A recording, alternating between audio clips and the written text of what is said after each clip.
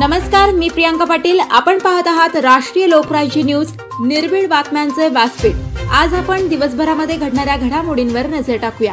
महाविकास आघाडीचे अधिकृत उमेदवार शंकरराव गडाख यांच्या लोकप्रचार दरम्यान घोडेगाव येथील प्रगतशील व्यापारी आणि सामाजिक कार्यकर्ते शकीलभाई शेख यांच्याशी साधलेला खास सुसंवाद। नेवासा तालुक्यातील सर्वात मोठी बातमी समोर येत आहे, ती म्हणजे महाविकास आघाडीचे अधिकृत उमेदवार शंकरराव गडाख यांच्या लोकप्रचार दरम्यान घोडेगाव येथील प्रगतशील व्यापारी आणि सामाजिक कार्यकर्ते शकीलभाई शेख यांच्याशी राष्ट्रीय लोकराज्य न्यूजने साधलेला खास सुसंवाद आपण पुढील प्रमाणे पाहणार आहोत। प्रेक्षको नमस्कार। नेवासा विधानसभा मतदारसंघाचा आढावा या मालिकेत पुन्हा एकदा आपलं स्वागत। या ठिकाणी आपण घोडेगाव या ठिकाणी आलेलो आहोत। काही सामाजिक कार्यकर्ते या ठिकाणी जमा झालेले आहेत। आपण त्यांच्या काही प्रतिक्रिया आपण या ठिकाणी जाणून घेणार आहोत। या घोडेगावातील सामाजिक कार्यकर्ते शकीलभाई शेख या ठिकाणी राष्ट्रीय लोकराज्य न्यूज चॅनलसाठी उपलब्ध झालेले आहेत। शकीलभाई, राष्ट्रीय लोकराज्य न्यूज चॅनलच्या माध्यमातून आपलं सर्वांचं मनापासून स्वागत। नेवासा विधानसभा निवडणुकीच्या माध्यमातून आपल्या काय प्रतिक्रिया या ठिकाणी देता येतील? नेवासा तालुक्यामध्ये यंदा तिरंगी लढत होत आहे आणि तिरंगी लढत होत असल्यामुळं साहेबाला वातावरण चांगलं आहे। गडाख साहेबाचं कामही नेवासा तालुक्यात चांगलं आहे, त्याच्यामुळं काय अडचण येणार नाही। तुम्ही तरी कोणशी राशीवर घ्या ना। आता नेवासा विधानसभा मतदारसंघामध्ये ही जी तिरंगी लढत होत आहे, विरोधकांनी अनेक आरोप प्रत्यारोपाच्या फेऱ्या या ठिकाणी ठेवलेल्या आहेत, त्याबद्दल तुमच्या काय प्रतिक्रिया आहेत? हे बघा, विरोधकांना नामदार साहेबांवर बोलायला विकास कामाच्या माध्यमातून नामदार साहेबांनी उत्तर देणारं आमचं नेतृत्व नामदार साहेब आहेत। ते टीका टिप्पणी आणि विरोधाकडे दुसरा मुद्दाच काही नाही आहे ना। ते टीका टिप्पणी करण्याशिवाय विरोधकाकडे मुद्दा काही नसल्यामुळे टीका टिप्पणी करून ते त्यांचं काम आहे आणि ते प्रामाणिकपणे करत आहेत, त्याला आमच्या शुभेच्छा आहेत। आमदार गडाख साहेबांनी गेल्या 5 वर्षामध्ये अनेक प्रकारची कामं मार्गी लावलेले आहेत, त्याबद्दल काय तुमच्या प्रतिक्रिया आहेत?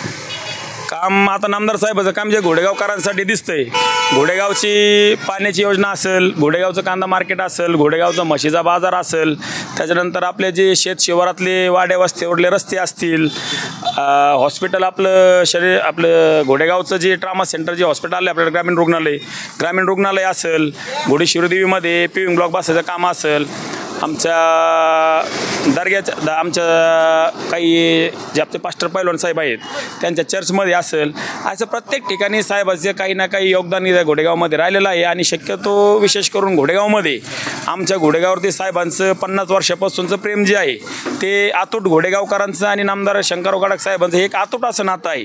त्याच्याबद्दल किती जरी विरोधक आले, काही जरी झालं तरी घोडेगाव त्याला अपवाद राहणार आहे। घोडेगावमधून नामदार शंकरराव गडाख साहेबांना 3000चं लीड आई घोडेश्वरीच्या कृपेने राहणार आहे। निश्चितच या तिरंगी लढतीमध्ये मतदानाची टक्केवारी कमी होणार का, असं काय वाटतं तुम्हाला? विरोधकही जास्तीत जास्त मतदान घडवून आणण्याचा प्रयत्न करणार आहेत।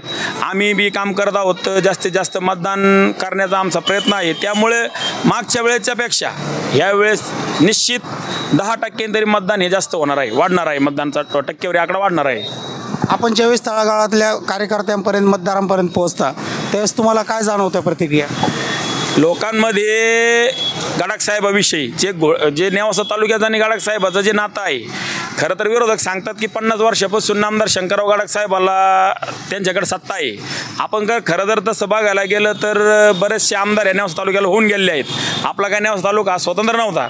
गेल्या 10 वर्षापासून नामदार साहेब आपले आमदार साहेब जे नामदार झाल्यापासून म्हणजे 2 पंचवार्षिकपासून खरं तर 10 वर्ष आपल्या साहेबाला भेटलेले आहेत। विरोधकाचा हा जो आरोप आहे की 50 वर्ष झाले गडाख साहेबांना सत्ता लागते आणि गडाख साहेब हे 50 वर्षापासून सत्तेत आहेत, तर हा आरोप खोटा आहे, चुकीचा आहे, एकदम चुकीचा आरोप आहे हा।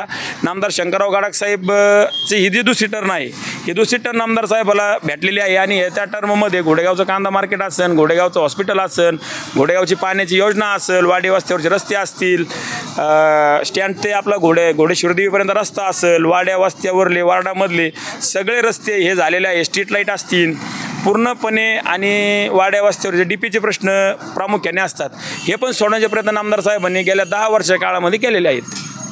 शेवटी जाता जाता मतदारांना तुम्ही काय आवाहन करू इच्छिता? मतदार राजाला आमची एकच कळकळची विनंती आहे की जशी मागच्या वर्षी आपण 30,000 लीड आपण आमदार साहेबाला दिलं होतं, यावेळेस कमीत कमी सर्व मतदारांनी मनापासून साहेबांनी काम पण केलं आहे. आणि महाराष्ट्रामध्ये मी म्हणतो फार भाग्यवान लोक हे नेवासा तालुक्याचे आहेत, पण जे काय म्हणतो आपण जिथं पिकतं तिथं विकत नसतं, पूर्ण घर फिरतं आहे साहेब. तसं जर बघायला गेलं तर काय आवश्यकता पण नाही आहे इतकं फिरण्याची. पण आज मी बघतोय पार आमची ती नेल दिदीपासून राधा दिदी असतील, निवेदिता वहिनी असतील, उदयन दादा असतील, सुनीता वहिनी असतील, प्रवीण भाऊ असतील, सुनील भाऊ असतील, उषा वहिनी असतील, इतकं मोठं कुटुंब, इतकं मोठं प्रस्थापित कुटुंब आणि इतक्या लहान लेकरापासून तर फार मोठ्या साहेबांपर्यंत सर्व लोक मतदारांपर्यंत जात आहेत. 127 गावामध्ये असं कोणतंही गाव असं राहिलं नसेल का तिथं गडाख साहेबाचं घरातलं कोणी ना कोणी गेलं आहे. लोकांचे हॉस्पिटलचे काही प्रश्न असतील. आता माझ्या घरात आता 1 महिन्यापूर्वी माझ्या घरात माझा भाऊ एक्सपायर झाला. माझ्या हॉस्पिटलचं बिल हे 1,20,000 रुपये आलं होतं, पण साहेबाच्या सांगण्यावरून माझे 90,000 रुपये बिल कमी करून मला 30,000 रुपये भरावं लागले. म्हणजे हा आपल्या जवळचा नेता असल्यानंतर असा फायदा आपल्या माणसाचा होत असतो. आणि अशी रात्री अपरात्री आम्ही कितीतरी लोकांचे गोरगरिबाचे कामं करत असतो आणि ते साहेबाच्या माध्यमातून सुटत असतात. जे आता हे आमचे हमाल बांधव आहे तिथं सगळ्याला रोजगार उपलब्ध झालेला आहे. आता आमचं सागरसारखा छोटा व्यावसायिक आहे, हॉटेलच्या जीवावर चांगलं चालेल. हे जी बाजारपेठ फुललेली आहे या निश्चितच छोट्या प्रमाणातले व्यापारी असतील, मोठ्या प्रमाणातले व्यापारी असतील किंवा आमच्या आया बहिणी ज्या इथं मार्केटला येत आहेत 12 महिने आमच्या आया बहिणीला काही कुठं जायची गरज नाही. ऊन वारा पाऊस. आज घोडेगावची परिस्थिती साहेब अशी आहे, घोडेगावमध्ये 700-800 रुपये रोज देऊनही मजूर भेटत नाही. आजची ही घोडेगावमध्ये परिस्थिती. आणि कमी वेळामध्ये जास्त पैसे कामाचं साधन हे घोडेगाव झालेलं आहे. हे फक्त गडाख साहेबाच्या पुण्याने झालेलं आहे. आणि विरोधक जे म्हणतात का बिनबुडाचे आरोप विरोधक करतायत. 5 वर्ष मुरकुटे साहेब आपले नेवासा तालुक्याचे आमदार होते. एक बालवाडी तरी त्यांनी या तालुक्यासाठी काढली का? एक बालवाडी. तुम्ही पण तालुक्यात फिरतायत. विठ्ठलराव लंगे सारखे प्रामाणिक माणसं साहेबाकडे होते. साहेबांनी त्यांना लाल दिवा दिला, झेडपीचं अध्यक्ष केलं. शेवटी तिन्ही पाठीत खंजीर खुपसून शिंदे सेनेचं तिकीट घेतलं. हा इतिहास आहे, बरोबर आहे की नाही? आता तुम्ही पण त्या टायमिंगला बघितलं असेल, आदरणीय साहेबांनी त्यांना मानसपुत्र मानून त्यांना बेलपिंपळगाव गटातून निवडणूक लढवून त्यांना जिंकून आणून त्यांना जिल्हा परिषद अध्यक्ष केलं. याची जर जाण विरोधकाला नसेल तर काय यांची नीतिमत्ता म्हणायची? पाठीत खंजीर खुपसायचीच भावना नाही यांची.